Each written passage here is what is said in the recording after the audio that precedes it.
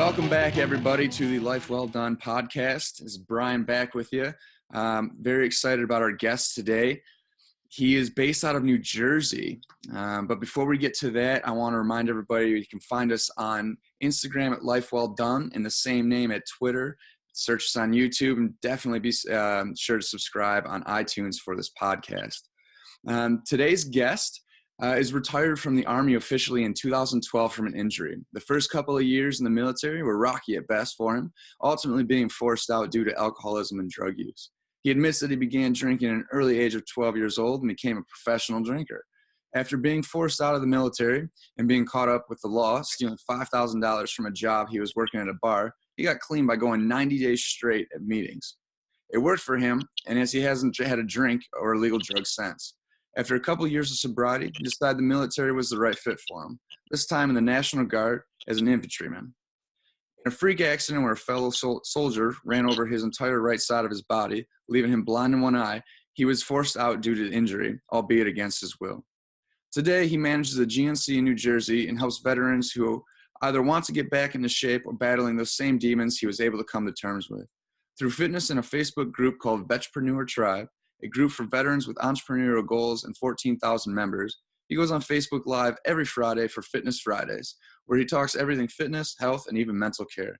He's found great success in helping veterans get healthy again and finding a way to enjoy their life after their military experience expires. So without further ado, I would like to welcome my guest, Richard Kaufman. Richard, how are you? I'm doing awesome. Thank you for having me today. I'm truly grateful. I'm blessed to have you on this, and I'm super excited to find out a little bit more about you and what you're doing. Okay. I'm excited to share this with my audience to see if anybody can help you out that way too. Well, it's all fun, you know. It's all everybody's in here to help each other out. I love it. So just kind of, I tried to give you a decent bio there. Hopefully I summed up pretty well, but give me kind of your perspective on things. I have a few questions for you, but kind of take me through that history. I know it's 30 some years there between going in and then twice into the military, and what made you go back even with the obvious struggles that you faced early on? I guess if you want to start with the military part, I got thrown out the first time. And the reason I joined the first time is because I was a bum and I didn't have anything else to do. So that's why I joined the military. And I figured, I get to travel the world, get paid to drink. So that's what I did. And I stayed in for 2 years, and I liked the military. They didn't like me, and they decided to put me out because of nonconformity. I couldn't conform to the standards. Interesting. Nate, who's the co-host with me on this podcast, he's a former military. He was an Army medic, and he's explained his struggles on the podcast as I have, but he struggled with some substance abuse essentially, and fortunately was not the smoothest of exits from the military. But I guess in a way it shapes everything we do today. All struggles. I always say struggle gives us progress, right? So yeah, it's interesting. So you go out, you leave 2 years into it, and this is the Army branch, correct? Yes. Okay. So you're asked to leave after that. And what happens in between that time that you leave? Because obviously you're struggling with some stuff there, and then checking back in. Okay. Well, here's what happened. I got thrown out in I think 88, 89, something like that. I don't even remember. It's so long ago.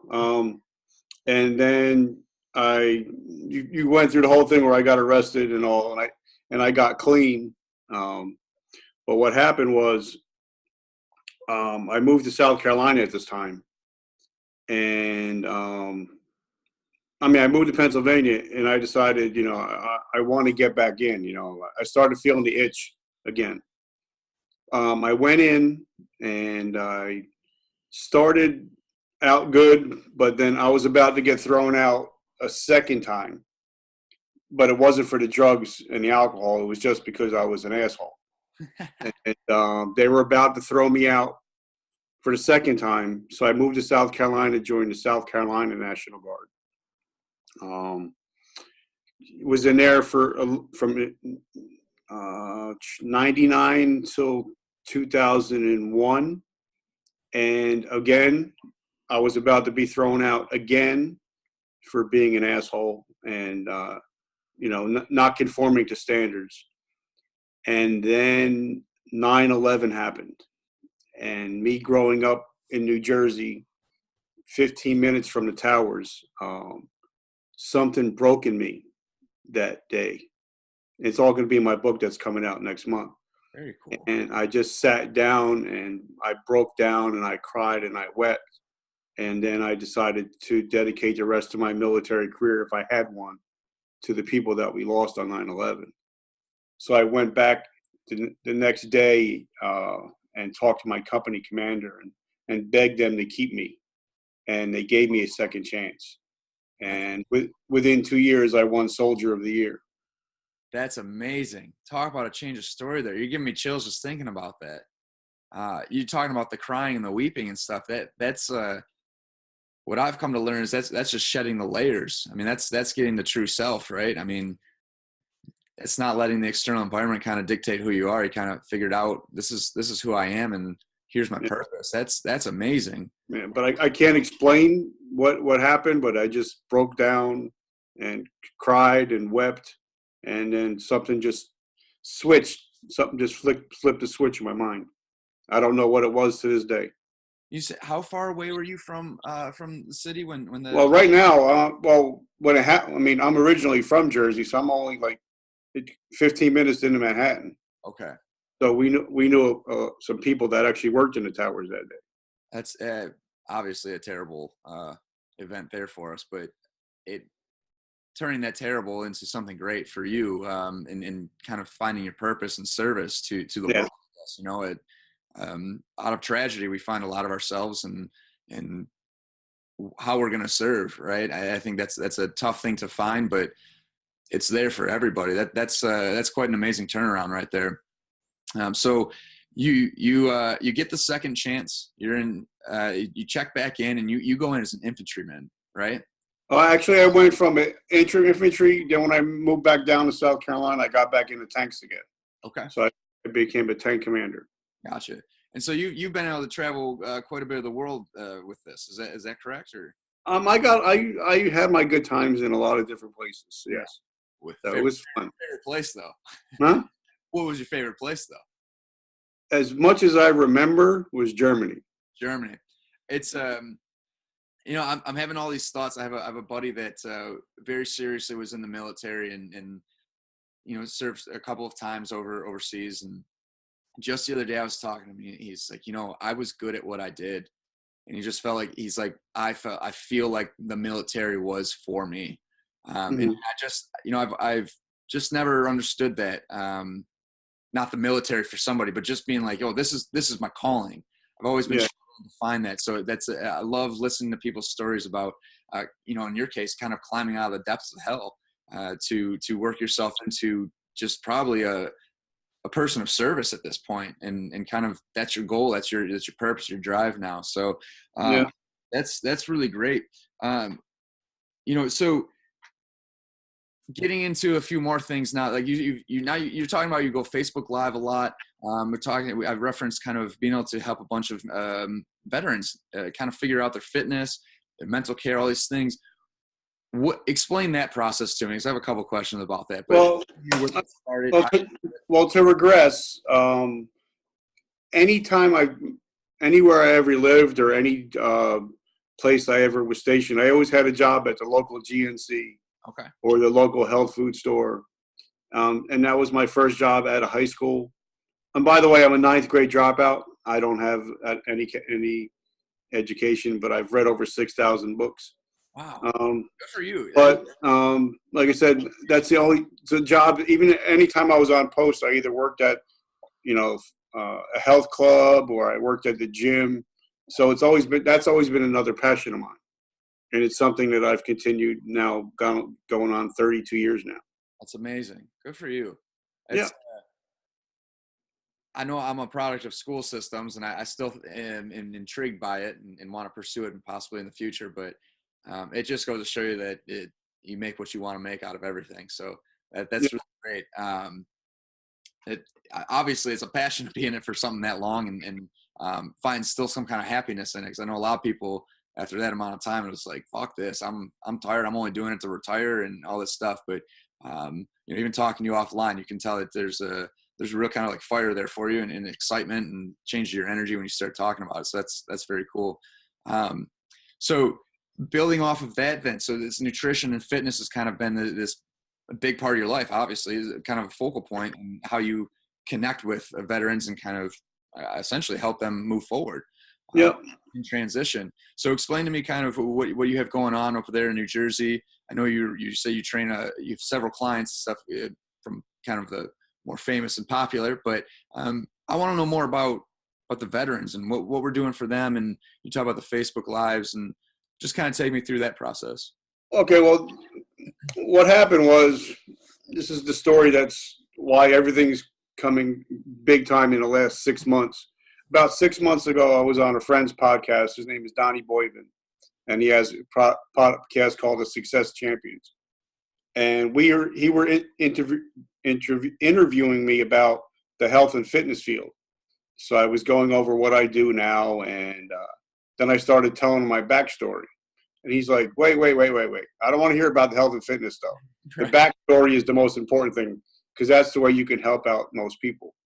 And then I just started thinking about it. I'm like, wow, if I can just incorporate them both, the mental and the physical, because everything is mind, body, and soul. Absolutely. If one thing is off, all three are going to be off. Sure. And then I just started doing, podcasts and Facebook Lives. And what I do is I do a Facebook Live every Monday. It's called the Monday Night Comeback, because awesome. They call me the comeback coach, because I help people that are coming back from injuries and stuff. So I've been through so much stuff in my life, I come back and I keep coming back hard. That's amazing. So speaking on this, the Facebook Lives, the Vetpreneur Tribe, that's what it's called, right? The Facebook you're involved in. Obviously, all this stuff essentially is helping veterans and others through a training point, right? Mm-hmm. So you have your firsthand experience to it, and your friend is absolutely right. The backstory is what kind of makes this whole. It's the driver, right? Yeah. I don't think you're where you are or enjoying what you do without those struggles and that experience. Yeah. But when you're working with veterans, where do you start first of all? And then I want to know what their biggest complaint is, because they've got to have several. They've got to feel like it's them against the world at some point. Well, I think the biggest part with veterans that I see is kind of like when they put me out of the military when they retired me. After my struggles, after I got back in, and I gave my whole heart to the military. Then the one day just saying, okay, since you're blind in one eye, you can't shoot anymore. We don't need you. You're out. I'm going to pause right there. Let's explain that thing. I know I referenced it in the intro, but let's talk about the reason you're blind in one eye. Okay. I was backing up a Humvee, and the funny thing is, I tell my wife all the time is I've probably once or twice wore a helmet the whole time.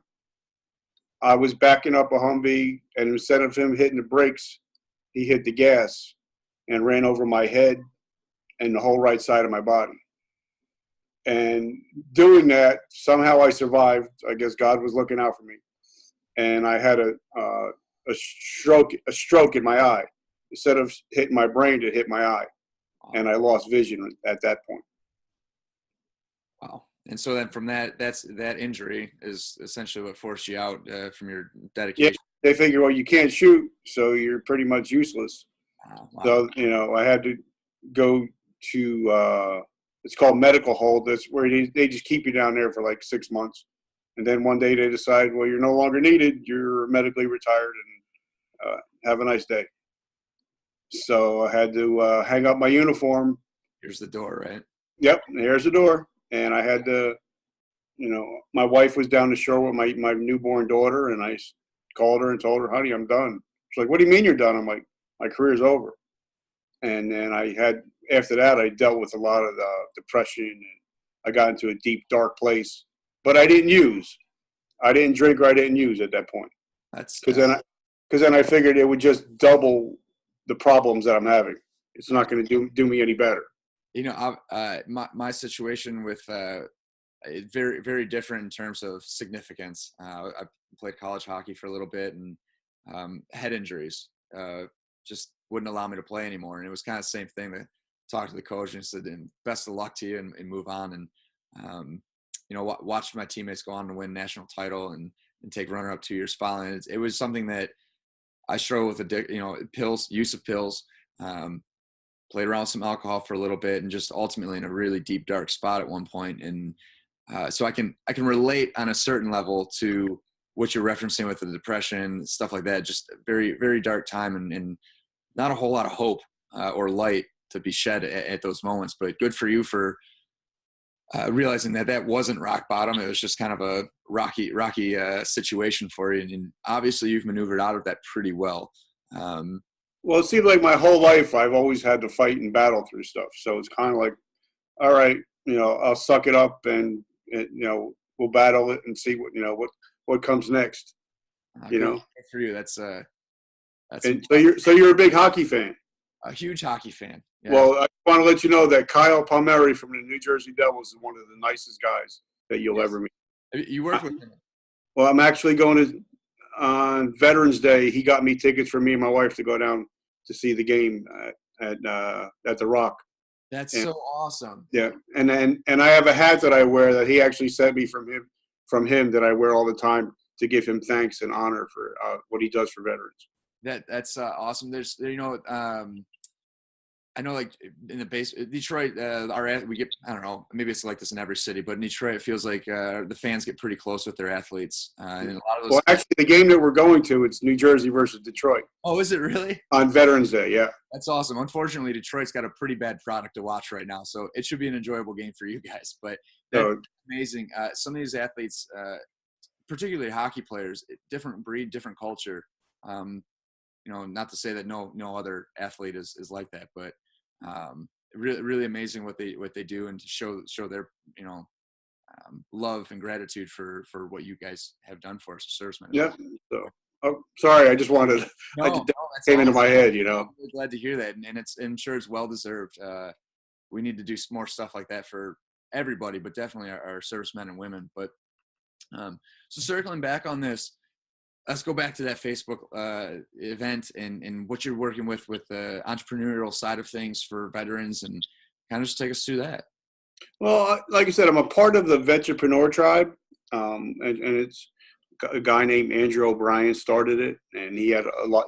I can relate because he had a lot of different issues, and so I joined that group probably about a year ago. And I started getting more involved, and because then I kept on seeing, veterans that were like me, that were dealing with, because now since I got ran over, I got the depression, the post-traumatic stress, traumatic brain injuries, and I was getting help. And then a lot of these guys, because, we're supposed to be these rough and tough guys. And like my Facebook Live this last Monday was called Why Don't We Ask for Help? Because a lot of times, we're always willing to help somebody else. If somebody has our opinion, we'll give it. But we're never asking somebody, I'm really struggling with this, I need help. It's something Nate and I would talk about quite a bit, and I talk about with people often, is just for men in general. Obviously, it's improving a little bit, but it's the society is not really conducive to sharing your emotions, what you're really feeling as a man. And then when you do, you kind of at times ridiculed for it. It's starting to change a little bit. But when you start looking at, sport culture, definitely military culture, it's kind of just a sweep it under the rug. You're not that person. That's not who you are. You just said it. You're the rough and tough type people. And the reality is, that's not who really anybody is. That's kind of facade that you put on, and unfortunately, society has kind of driven that to we don't do a whole lot of out of love anymore, or maybe we have never. I'm not sure, but it's a very strange time where people are trying to get everybody to open up, but it doesn't feel like a very safe space. And that's frustrating for someone that I like to think of myself as the masculine and feminine, two sides of it. I'm in touch with both, I think. Okay. But man, it's tough to really put yourself out there and try to help through your own vulnerability. So I can definitely appreciate that. And why don't we talk? Well, like when I did my interview with Donnie the first time, we were talking, and then we just started talking off air. He's like, "Did you ever see the movie 8 Mile?" And I was like, "Yeah, I seen it." He's like, "Go back and watch it again. I want you to think about it." So I watched it, and I watched the end. Where he went out, and his last battle rap, he told the guy everything that he ever did about him, and he had nothing else to say. So I decided the next day to go out on Facebook and put out everything I've ever done on Facebook.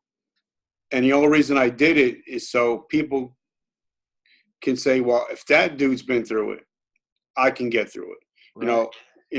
Okay, I've been a drug addict. Okay, now what? I've been an alcoholic. Now what?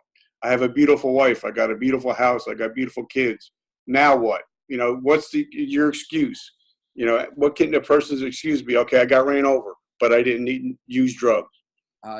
It's true connection through vulnerability and just sharing your path, essentially. Struggle breeds progress. There's no question about it.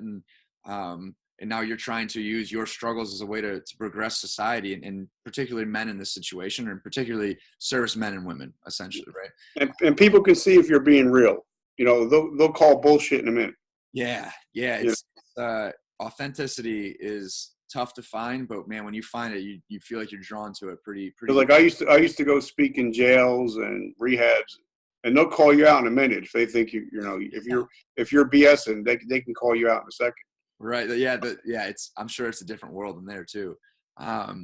That's truly amazing. I'm really happy to hear that you are leading that charge as well. I know there's several people out there, but it's got to happen at the ground level too. You have these people that are influencers or whatever they're doing, and they're spreading really great messages, but it's hard for people to connect with people that are making millions of dollars a year sometimes, because they don't see that picture yet. They don't see where they can be successful by sharing what's going on in their heart and their mind. What's really holding them back. And usually it's themselves.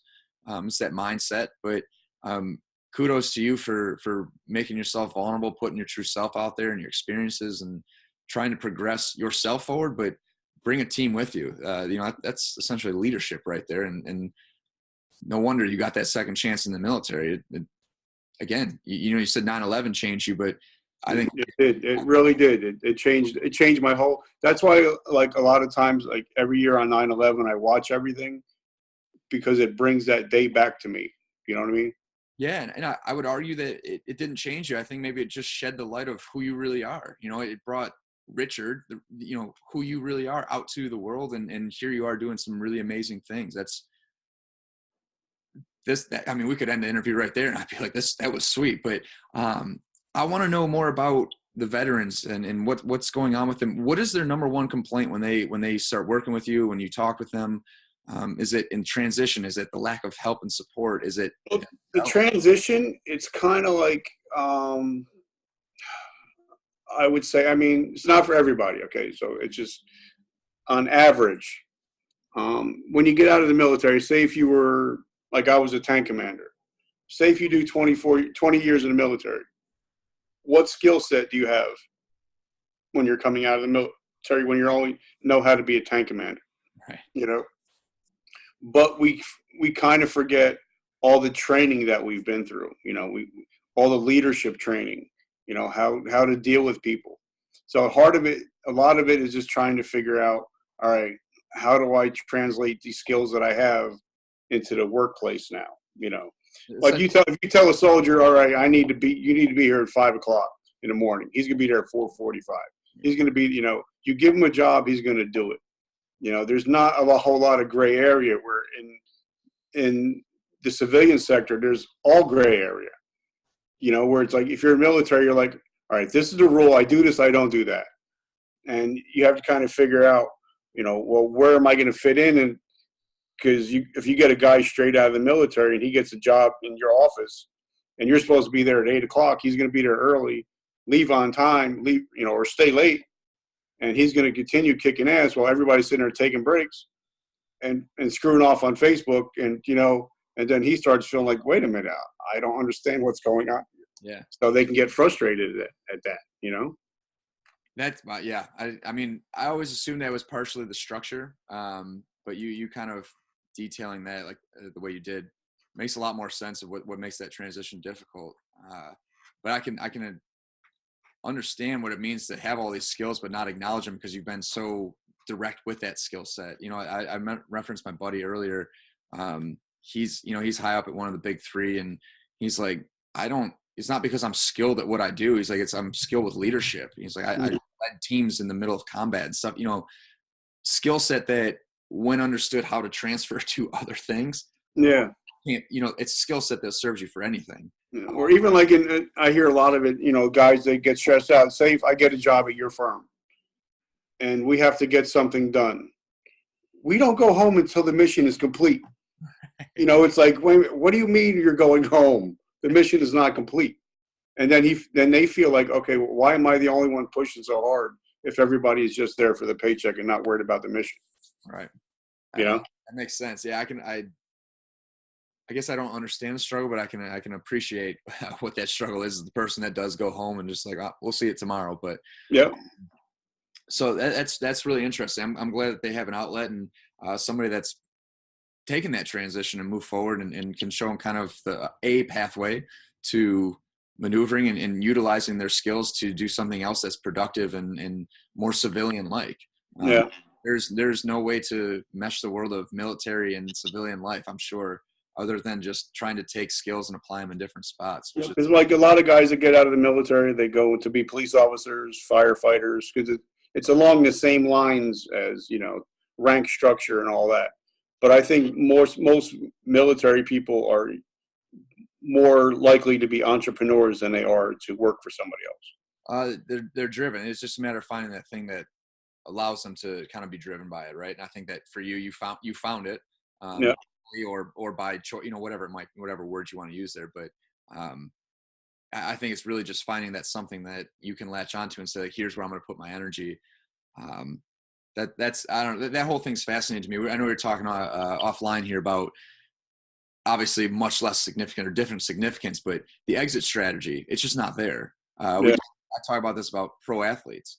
How can you take somebody that's literally dedicated their life to one thing and become in the top 10th% of people doing it? And I don't care if they made $14 billion. They still need a purpose. They still need a drive, or their life is going, of course, depression, anxiety. We see this with some of these athletes, suicide, addiction. We miss as the people, the fanatics. We miss the whole thing of when you're injured, the pills, the medical training, all these things that kind of breed a petri dish of disease, essentially mental disease, that don't allow this exit. There's no exit strategy. So what do you do when you have somebody that military, professional athlete, whatever it might be, when they have to change? Like I have a lot of guys that are friends that are professional athletes, and the average career of a NFL player is 3.2 years. Right. So what happens at that 3.3rd year when you're out of the league, and you're broke and you don't have anything to fall back on? Like a lot of these guys, not all of them. I mean, like there's some guys that I know, like personally, like Gronkowski, he's smart. He hasn't touched a game check yet. He only lives off endorsements. Right. And he lives in the same house with his parents, with his father, Yeah. But these guys that come out, they like look at. I'm a basketball fan and a football fan. So you look at Allen Iverson, $400 million he made during his career, and he's bankrupt. It's kind of like, you have to. It's what But then you see a lot of these football players that they didn't have a long football career, but they did 25 years in broadcasting. They did something while they were in the league to try to, further their career and not just be in and out in 3 years. Sure. And I think it's huge mistake for them. Obviously, an athlete, it's a different story. There's opportunities galore. When you're in the military, it's not the same story, but the exit strategy is to me very similar. Where it's just like, how do you take someone that's dedicated to one thing and they miss it? Obviously, with an athlete, most of them can create a platform where it's like, what is it you want to do? Investing or different opportunities to work and stuff like that. So that's tough. Being visited by Odin here, our house dog. What's up, Odin? It's what's up, Eric? So it's tough to understand that, but with the military, that platform isn't there. It's truly just you're serving the country, and then all of a sudden you're out. Yeah. There's no. Well, that's why I like one thing is after I got my second chance in the military, and I became an NCO. It's called a non-commissioned officer. I took it very seriously, where I wanted to get these kids to have a better life and have something afterwards. So I actually had them start doing correspondence courses and try to get college credits and stuff like that to start preparing them for afterwards. Well, that's awesome. That's terrific. I think that's kind of the mentorship that sounds like it might be missing, or it's just not talked about a lot, or maybe it's there and it's not utilized. I'm not sure how that works. Well, because most guys, if they go in now, they go in for 6 years, get their money for college, and they're out. There's not really a whole lot of people that make the whole career out of it. Sure. Or, a lot of times you'll get a kid that's in for a year, goes over Afghanistan, gets a bullet in him, and now he's out and he's a disabled veteran at 19. Then you're like, so it's that's a whole different animal you have to deal with. Sure. Well, and a whole host of mental things there too. Yeah, on top exactly. of that's amazing. I'm sure there's intricacies there that go unspoken and unappreciated, and there's a lot there for military. And you and I talked about it a little bit earlier that we don't do enough for our veterans or retired veterans, but we don't do enough for mental health in general in this country. Well, that's what I wanted to talk about. I'm involved in a foundation, and what they let the awareness out, because most people have heard about the 22 a day, right? I'm sure you've heard about that. Yeah. But the real number is 35 a day. It's 22 veterans, 1 active duty soldier, and the rest are first responders. So it's 35 first responders a day commit suicide. That's my goal, is to get that number down to 0. That's what my goal is. That's my mission now. But most people don't know that number. They'd be shocked. It's interesting. The 22 a day makes your jaw drop and kind of scratch your head of why isn't there change happening? Maybe there is change happening. It's just not happening fast enough. But when you put a number out like 35, it's too much for that one specific niche of people. Yeah. But then also, I'm also involved with a lot of suicide different. The average is 128 suicides in the United States every day. 1 every 5 minutes. And it's, I went through this when Nate and I first kind of started the podcast. I wasn't sure. It's something I enjoy doing. I love my whole life. I enjoy learning about people and their, where they're going, how they got where they're, what they're doing, all these things. And I remember I was living in Colorado last year, and I remember just sitting there kind of really frustrated about, like, what am I doing this for? What's the purpose?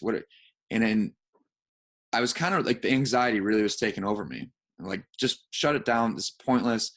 And then I kind of thought to myself, going back to my struggles with, I've attempted suicide, all these things. And it was just I had to write a note to myself. I'm not okay sitting idly by, understanding that there are people out there that think they're not good enough, or they're not worthy of living a life and finding purpose for themselves and joy.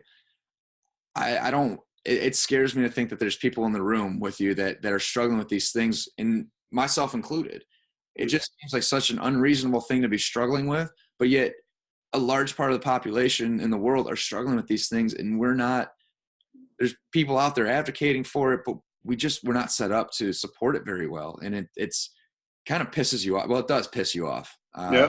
It's bullshit, because how can we sit there and talk about human life and all these possibilities? We're going to do this and that for you. And then we don't make suicide prevention like this thing, the mental health coverage in our country is. Yep, and we don't keep it real. Like a lot of times, like if me and you were hanging out, and I'd be like, "Hey, bro, how you doing?" You'd be like, "I'm all right," and that's it. We won't get any deeper. There's no conversation about any of it. There's not. Because a lot of people, if somebody asks you, "Well, how you're doing," and you start telling them, they'll be like, "Oh, all he does is complain." So people are like, I'm just not going to say anything. Right. It's a double-edged sword right there. Yeah. I've got plenty to say, but nobody wants to listen. So what do I do? It's just the coverage in our country is pitiful at best.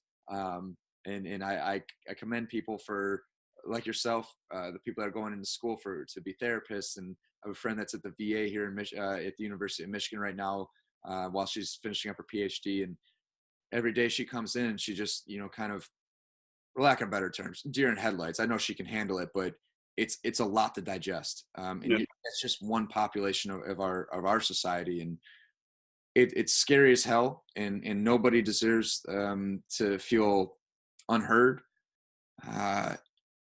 It's just it kind of takes your breath away.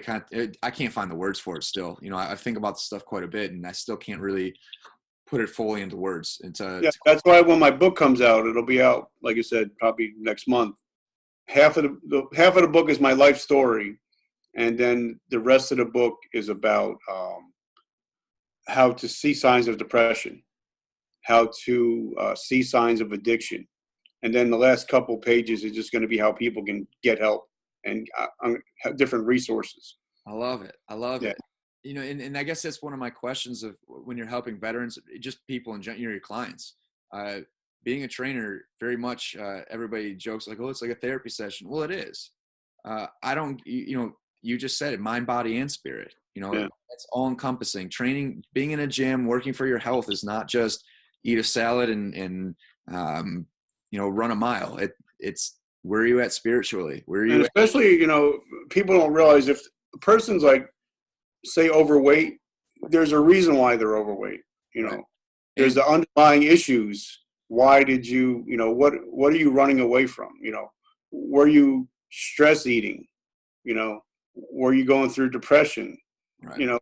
But a lot of trainers, they're just there to count reps and not care about the person, the individual, And now we're talking about root, right? The root of everything is what is that little voice inside your head saying to you that is not allowing. I struggle with it all the time. I made a YouTube video about the little voice in your head and how I try to deal with it. Not always successful, but I'm actually doing one on Monday night. It's called "Don't Let People Live Rent Free in Your Head If They're Not Paying Your Rent." Wow, this is awesome. You're referencing episodes prior to this one that Nate and I have done about renting space, just mental space. Because you let people stay there, and then you just keep on repeating the videos over and over and over again, and the people, they might be dead. They're not even around anymore, and you're still letting them rule your life. Well, and so much of this stuff too is they call it the little child in you, right? I mean, it's the child that had an experience and just put them together and thought, this is who I am. And you're like, that's not who you are. That was one experience out of, millions of them that happened in one day. Yeah. And so we create this story, and right now in my life, that's what I'm working through of what was that story that was told and how do I change the story now? And it's true, because like sometimes it might even just be a little sentence that somebody said to you when you were a kid, and that stuff still sits in your head. At the age of 50, you're still thinking that shit, and you're like, wait a minute, that person's dead and gone, Friend, parent, grandparent, and they were having a bad day, and they just reacted. Yeah, had no intention at all of doing that, but it sticks with you, and you might not even know that that's the event. It could just be, it's just there, and the story started from there. It's crazy to think that so much of it is there, and I guess I think that maybe this is me maybe guessing here, but like with military, the story's been created for them, and whether it's 3 years, 4 years of service, that's all they know for that 3 or 4 years, and there's no other opportunity. So you're kind of alone with those thoughts, and the story kind of circles around, and then you're like, well, this is all I do. Yeah. No, this is not all you do. You have, and you said it, there's so many applicable skills that you develop. We are just applying them here. Yeah. You can apply that anywhere else and become successful and purpose driven and rewarded from what you are doing. And it's scary to think that people don't see it. And I know that a lot of people in my life will look at me and hear that, and they'll say, why don't you take your own advice? And I hear myself speak it sometimes. It's just, it is hard in application. It is very difficult to break the habit of that cyclical loop in your head. And it's hard to go off on the other side of it and say, this is what I'm doing. It takes that's like, the funny thing is, like, when I do my lives, I do it to the people on my page, my regular page. So that's 5,000 people that actually know me. Right. So I have to be accountable. You know what I'm saying? I can't just talk about it and then not be about it. And you know what I'm saying? I was just talking to my mom about this yesterday. I was like, man, success kind of is scary. You start tasting a little bit of success, and I can't imagine what it's like being a, famous athlete like that. You make one false, wrong move, and everybody's all over you, and you're not allowed to make a mistake. But man, part of being successful is being responsible. And it's not that you have to be famous to be successful or make millions of dollars, but when you're in the spotlight like that, that's hard to manage mistakes and whatever it might be. But as you yourself start kind of becoming more responsible, responsibility is hard. You got to show up every single day to get after it. And a lot of times I think that's hurt is you're not allowed to make a mistake. Yeah. And that becomes a whole nother ball of wax right there. But yeah, that's impressive. So let's lighten it up a little bit for the audience here. I know you said you're working with a ton of athletes. You're out in New Jersey. What's your favorite part about the fitness journey you've experienced, working with clients? What is it that you feel so connected with? I just like seeing people succeed. I like to see people, I've always been that guy that I've always wanted to be the connector. I like people connecting people. I like, people being, like even about a year ago, I met a guy named Gary V. I'm sure you know who that is. Yeah, absolutely. And he said he was going to be down at his father's wine store in New Jersey. So I went down and actually sat and talked to him for a couple of minutes. And he was telling me, I need you to pick up my book. And I don't think he was just trying to sell me a book, but it was called The Thank You Economy. And it's just how you could be successful if you just support other people in life. So what I started doing is, like, now I know it's weird. Some people say, why do you do it? I don't know. But every day I go into my messenger, and the top 10 people that are in my messenger that are active, I send a message to them, just wanted to say thank you. You're loved and appreciated. And like, if I see my friends' businesses, I will promote my friends 10 times more than I'll ever promote myself. So now, like, I did a Facebook Live on Monday. It was shared 47 times and seen over 1,200 times. Wow. Just because, I give. And people are like, all right, he's the real deal. He's just trying to help people. He's not here to make money on any, Right. Like, even the book that I'm going to sell, 35% of the profits are going to a foundation. That's awesome. Because of the 35. I'm selling it for $35.22 just because of 35 and 22. But 35%, but the money's going to go to the profit. It's all about helping other people. I can't wait for it to come out. I have to get my hands on it for sure. Yeah, it's called The Hero's Journey from Darkness to Light. Cool. I mean, and before we wrap this up, I'm going to have you remind everybody about that. But I love, like I say, in the whole fitness thing, like, I had a lady come in yesterday, Monday. She lost 165 pounds just following and she's off all of her medications. Wow, that's awesome. I just actually published it last night, an episode about consistency versus intensity. All things in life, and I struggle with this mightily. All things in life are just about showing up first and foremost. Like, you can't move forward without showing up. Yeah. Learning and doing all these things, and that's.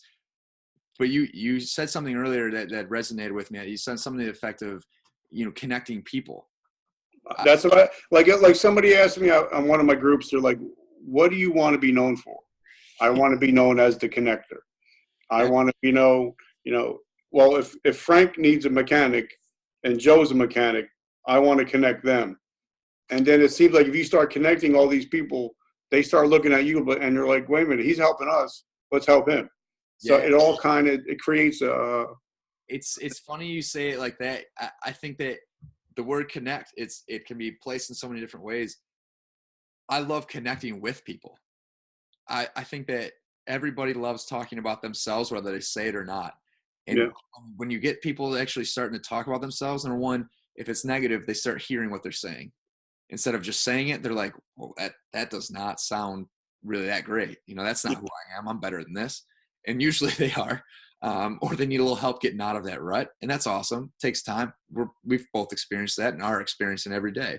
But I love just when people start talking about themselves, they kind of start getting this glow, this energy. And you're like, go with that, because that's who you are. And everybody likes telling their story because everybody's got it. Everybody has a story to share, and it's somewhere on this planet, somebody else resonates with it. And so everybody listens to the same radio station. Right. It's WIIFM. What's in it for me? Right.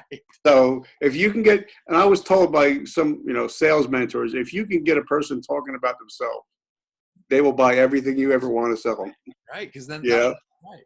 And it's just, I don't know, to me, I've always been a pretty insecure person struggling with, body image and just confidence. And it's funny because everybody I know, they're like, when they find out, what? You come across such a confident person. I'm like, and that's because I try to make it all about you. I beat the shit out of myself to make a vulnerability connection there. And then when you get talking, I build you up. There's something about the energy you get from seeing other people kind of shed the light, shed the layers, and like just kind of start to blossom and get excited about what they're doing, where they want to go, and all these things. And I think that there's, I don't know, man, people drive the world, and good people can drive the world if we just bring it out of them. So you say you like connecting people to people. I do. Yeah, I love it. And like that's part of the reason I do the podcast. People ask me, "What's your dream?" I'm like, I would love to make a living out of just talking to people. Yeah. I think it's so much fun. I like hearing people's stories, and I like learning from their experiences. And sometimes when you talk to a person, you're getting something out that you never thought you would even get out of them. Absolutely. Like I got a funny story to tell, and I've never mentioned this in any podcast before, so you're the first. Years ago, when Lennox Lewis was fighting for the heavyweight championship of the world, he was fighting out of Caesars, and I got to run his training camp for a couple fights. And everybody thought that he was, because he was like 6'5", 250, they thought he was a real badass. And I would always tell people, but you know that his mother cooks every meal he's ever eaten. He doesn't eat out of restaurants.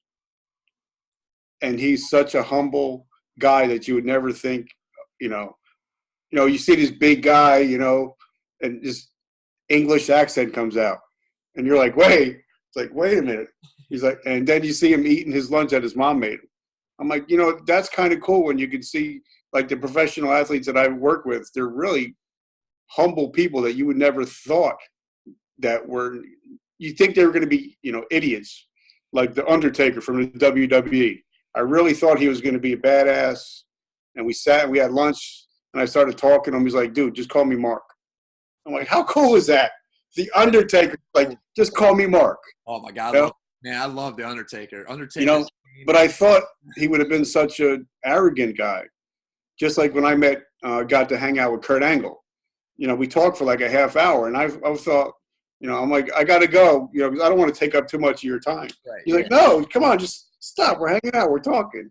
Sometimes, you think the people that are going to be the, like maybe the worst interview, they come out to be like the best interview you've ever had, And it's so true. You can always assume the worst, and a lot of times the best just ends up happening. I guess sometimes you call it managing expectations, but for whatever reason, just look for the best in everything and it works out. But that's really awesome. I think we have this kind of view or how these people live their lives, and they got to just be annoyed with common folk, but they probably love just being able to connect and talk and not have to sign autographs all the time. And yeah, like I have guys that come in my store all the time. They play either for the Giants or the Jets or the wrestlers that come in, and they're like, they just come in to hang out and talk, because because I know their real name, I know their family, so it's kind of like they can just relax and not have to be on all the time. Right. And, it's funny we talk about that in Detroit. a lot of the athletes live near where we live, and it's not uncommon to see them out the bars and stuff like that. And everybody, oh, that's so and so, and you're like, they're just living their life, man. Like, let them go enjoy the beer they're drinking or whatever they're doing. Like, I don't know. Like there's something about it. Like, yeah, it's cool to see them out. It's cool because you're like, they're one of us. They're one of us too. Don't get that wrong. But don't make it to be so they're not one of us now. And it's funny, like I see a lot of people, like I went to a Striper concert. Don't make fun of me, all right? A couple months ago, and I looked to my right, and there's Chris Jericho hanging out in the crowd. Not with, not in a private setting. He was just hanging out with the crowd. I'm like, that is so awesome. You get somebody like that, they just want to hang out and be themselves. Yeah, that is really amazing. So I think I got a couple of questions for you before we wrap this up, and just for my curiosity alone, what do you think is the most difficult part of helping a veteran or people in general realize that they are in control, or that they can live a joyful life, specifically out of some of the struggles and the holes that they're sitting in? Getting them to talk, building the trust. Like I said, now that we've talked, and hopefully we're going to connect on, Facebook and all that. I got a feeling. I consider the people that I talk to actually friends. I'm not that Facebook friend. Right. Where like, I'll message you, how are you doing today? And they'll come back, I'm okay. Then I'll write back, all right, I'm calling bullshit on this. How are you really? Yeah, exactly. Then when they know that, you're trustworthy, that if whatever's said between us is not going to go anywhere else, then they can open up and talk to you. Sure. And I try to be that guy to, if you're having problems with whatever, I'm there for you, and it goes no further. It's just between us, because I might have a problem and you could help me with. So I don't want to put my certain shit out there either, Sure. It's people helping people, but it's very clear. It was very clear for me right away that you are that person that actually cares and is there and support people. It even through a computer screen and several hundred miles here, it is very easy to pick up on. So kudos to you. I keep saying the word kudos. I don't know where that came from, but props to you.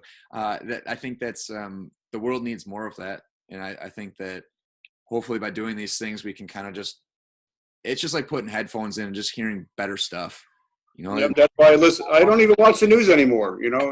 I just listen to my podcast. Right. Like I listen to like Ed Milet. I've actually connected with him now. That's so awesome. Hopefully we're going to be doing something in the future. Very cool. And a lot of times, they say you are the average of the 5 people you hang out with the most.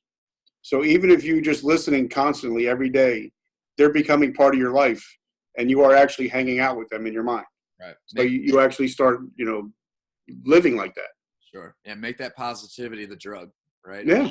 That's one addiction that I think is okay. Yeah. And then you can't overdose. Right.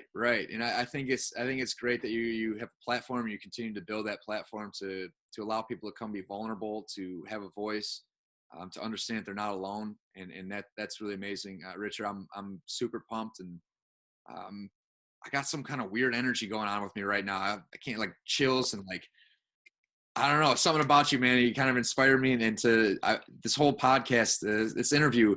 I've been sitting there thinking about what is holding me back. Why am I not taking steps further to just do what essentially makes sense to me and it makes me feel good? And it just continue to spread the word and help people and be there for people. And however you do that, I'm sure it's always evolving. So that, I think that is awesome. Keep the good fight going. I think, if it's okay with you, I hopefully we'll be able to do this again. I think this will not be the last of us, Richard. This has been really fun. But before I ask this final question, where can people go to find you? What do you suggest them doing? Are you listening to anything like that? They can follow me. I'm playing is just Richard Kaufman, Kaufman, and I'm sure it'll be in the liner notes. I can't accept any more friends because I'm at the limit. For some reason, Facebook limits me. But hit that follow button. Yeah, but you can hit the follow button, or they can actually find me on Twitter and Instagram at the comeback coach. The best way to get in touch with me, honestly, is just message me through Facebook, because Awesome. I'm always that's the way I'm mostly at all the time. Cool. You know, and I'll make sure all that's the notes and then it. tag Yeah. and everything too. So be sure to share that. And then I also want you to mention the book one more time. It's releasing soon. Oh, yep. Oh, what happened is I actually handwritten the whole thing. There you Now go. I had to ask my 13-year-old son to tell me what Microsoft Word was. So now I have to input it all into Microsoft Word. It's called A Hero's Journey, and it's not about me being a hero, and I actually explain that in the book. It's the heroes that ran in on 9/11 when everybody else was running. They ran in, and it's called A Darkness to Light. And I'm so blessed that I actually got a quote from the Christopher Reeve Foundation to put in as the first page of the book. And I'm really blessed. And it's one of his quotes about being a hero under pressure. And it all has to do with the first responders and stuff like that, that they're the real heroes in life. So that's where the hero's journey comes in. That's awesome. I'm really looking forward to it. I know you explained the 35-22 and Yep. the significance of that. And, you know, obviously 9/11 is for the world, a tremendous event, super significant, detrimental for the U.S. And I think the world in general. I think that it was detrimental overall. But for a lot of us, it's that rock bottom. And for you, Yep. it sounds like it was that. And so there is significance and a positive significance that came out of that. And Yep. that was you, Richard, finding your purpose, drive, and mission. And I think that through all darkness comes something, right? There's something to be found in all of it, and there's a purpose there for it. And so I'm really happy to hear that. I'm really stoked to hear all the great things that you're doing, and I'm sure you will continue that on. Well, the funny part is, before that all happened, I shortened my name to Rick because I wanted to be somebody else that I wasn't. And on that day, after that day, I became Richard. And that, because I actually found, like you said, I found my calling in life. So now now it's just Richard Kaufman. My wife knows me as Rick because we actually dated when we were 13. So she only knows me as Rick. There's a few people that get to keep it, right? Yeah. But the rest of it, people ask me, what is your name? And it's Richard, Awesome. Well, Richard, before we wrap this up, I got one final question for you. Kind of talked about this earlier, but what is the impact, or how do you see yourself impacting the world so that you and others can say that they lived a life well done? All right. Here's my story. It might take a second, but I apologize. I had two uncles, and they were very close to me, and they both died. One was a young Christian man, maybe in his late 50s. When he died, everybody showed up to his funeral. I mean, it was people weeping, people crying. They had to have like 2 or 3 services. And then my other uncle died as an older gentleman at 75. But he was just a regular Joe, and only the family showed up. And then I'm thinking to myself, what do I want when I die? What do I want to happen at my funeral? I want people to have to do like 4 or 5 services. I wanted people to show up just to make sure that I'm dead. I just want to impact that many people in their lives that they can say, that guy changed my life. My goal is to impact 1 million lives and to help them, live a better life, or actually just live and not take their lives. That's my goal. I love it. I love it. Well, Richard, you have sparked me with some kind of energy right now. I can't tell if I'm ready to weep and cry right now, or if I'm ready to just hit the ground running and get after these things. A combination of both. But I truly appreciate you being on here with me, spending your morning with me. It sounds like you're doing some really incredible things, and I hope that this is only the first of many meetings with each other. Always here to connect and help out whatever way I can with you. And obviously the suicide is awareness is very near and dear to my heart.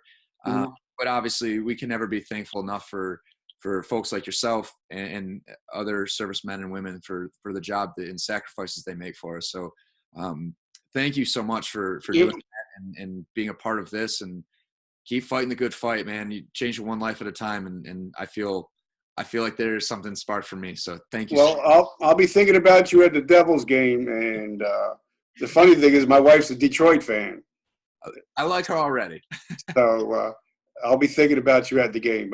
I don't want you guys to win, but I'll be thinking about you. Hey, the way it's going right now, we only have one win, and we'll probably end up there. So it'll be good for us.